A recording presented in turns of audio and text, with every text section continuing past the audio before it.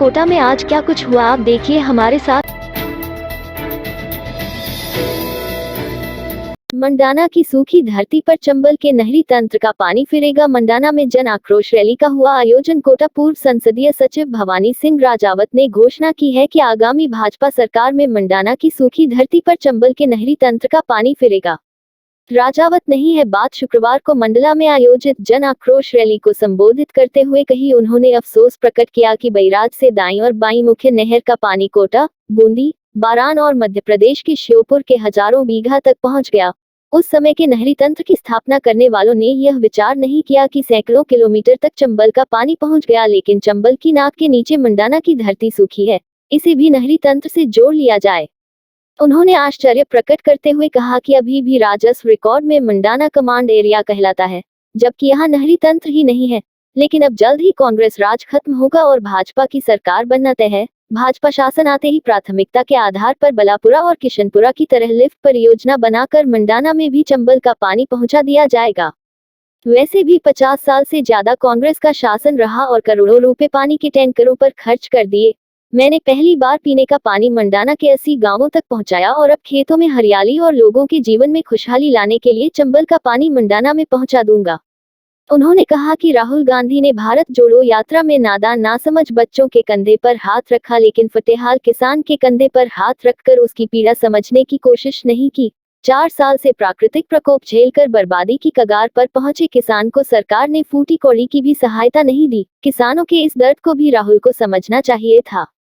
जनाक्रोश यात्रा को जिला प्रमुख मुकेश मेघवाल, यात्रा संयोजक योगेंद्र नंदवाना, लाडपुरा यात्रा प्रभारी मोतीलाल मीणा, मंडल अध्यक्ष हुकमचंद शर्मा, लाडपुरा यात्रा संयोजक गिरिराज गौतम, मंडल महामंत्री तेजेश शर्मा, सत्यनारायण सुमन, जगदीश सुरावत, नवल मेघवाल, पूर्व सरपंच दुर्गालाल मीणा, अमर सिंह हाड़ा, मुकेश जैन मांदलिया आदि ने भी संबोधित किया।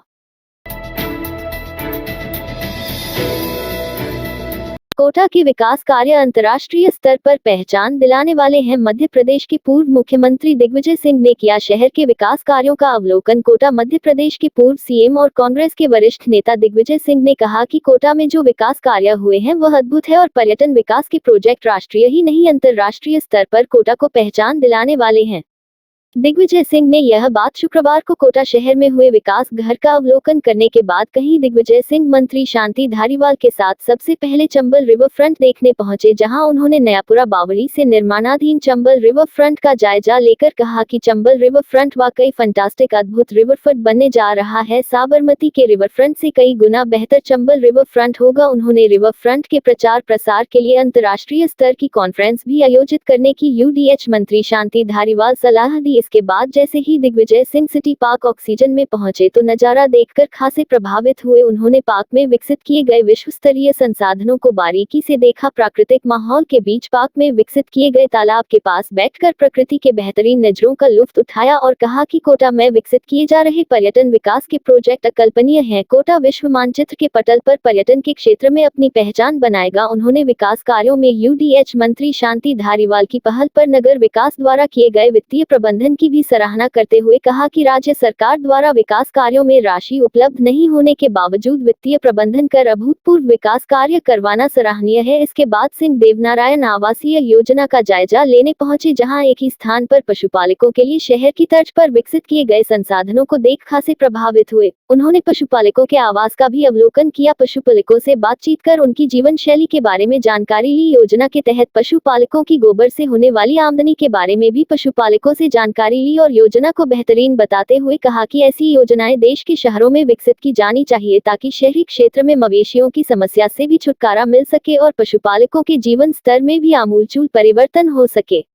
दिग्विजय सिंह ने कोटा में विकसित किए गए आकर्षक चौराहे, नयापुरा घोड़े वाले बाबा एरोड्रम अंडरपास सहित सुगम आवागमन के लिए विकसित किए गए प्रोजेक्ट भी बारीकी से देखे और यूडीएच मंत्री शांति धारीवाल के विकास के विजन की खुले दिल से सराहना की। इस दौरान नगर विकास न्यास ओएसडीआरडी मीना, उप सचिव ताहिर मोहम्मद, पुलिस उप अधीक्षक आशीष भार्गव सहित प्रशासनिक अधिकारी मौजूद रहे।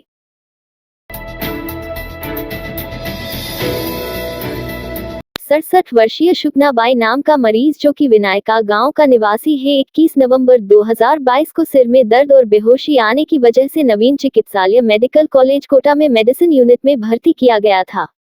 सीटी स्कैन की जांच करवाने पर जांच में डिफ्यूज सबएक्नोइड हेमरेज पाया गया था और सीटी एंजियोग्राफी करने पर इंटरनल कैरोटिड आर्टरी के विभाजन पर एन्यूरिज्म का होना पाया गया जो कि सबएक्नोइड हेमरेज होने का संभावित कारण था।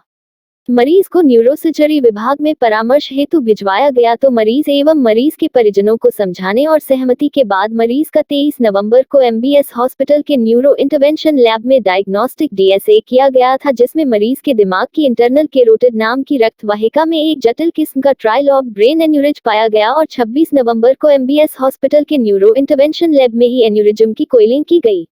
गौरतलब है कि पहले यह सुविधा महानगरों तक ही सीमित थी और राजस्थान में भी सरकारी क्षेत्र में केवल जयपुर में ही उपलब्ध थी, परंतु अब एमबीएस हॉस्पिटल में न्यूरो इंटरवेंशन लैब की स्थापना के बाद से लगातार इस तरह के मरीजों की जांच एवं उपचार किया जा रहा है। एन्यूरिज्म एक रक्त वाहिका में एक उभार है जो रक्त वाहिका की दीवार में कमजोरी के कारण होता है, आमतौर पर जहां इसकी शाखाएं होती हैं। जैसे ही रक्त कमजोर रक्त वाहिका से होकर गुजरता है, रक्तचाप एक छोटे से क्षेत्र को गुब्बारे की तरह बाहर की ओर उभारने का कारण बनता है। एन्यूरिज्म को ओपन सर्जरी करके क्लिप किया जा सकता है और एंडोवेस्कुलर इंटरवेंशन द्वारा कोइलिंग किया जा सकता है। एंडोवास्कुलर कोइलिंग आमतौर पर बेहोशी के तहत किया जाता है। इस प्रक्रिया में पैर की धमनी से कैथेटर नामक एक पतली ट्यूब रक्त वाहिकाओं के नेटवर्क के माध्यम से आपके सिर तक और अंत में एन्यूरिज्म में पहुंचाई जाती है। छोटे प्लेटिनम कॉइल्स को ट्यूब के माध्यम से एन्यूरिज्म में भर दिया जाता है, जिसके बाद रक्त उसमें प्रवेश नहीं कर सकता है। पूरा ऑपरेशन निःशुल्क हुआ और मरीज अब पूर्णतया स्वस्थ है।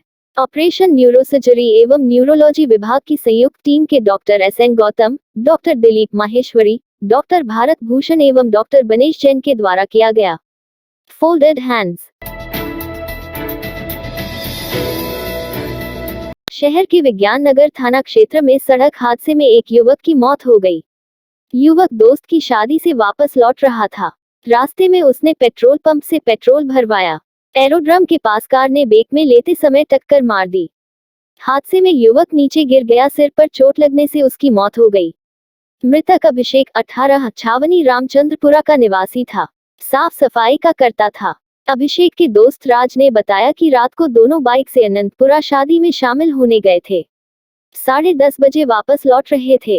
एयरपोर्ट के पास स्थित पेट्रोल पंप पर पेट्रोल डलवाने रुके। वहां से घर के लिए रवाना हुए। सड़क पर कट के नजदीक कार ने ब्रेक में लेते समय टक्कर मार दी। दोनों बाइक से गिर गए। गाड़ी अभिषेक चला रहा था। नीचे गिरने से उसके सिर पर चोट लगी। उसके भी हाथ, पैर व सिर पर चोट लगी।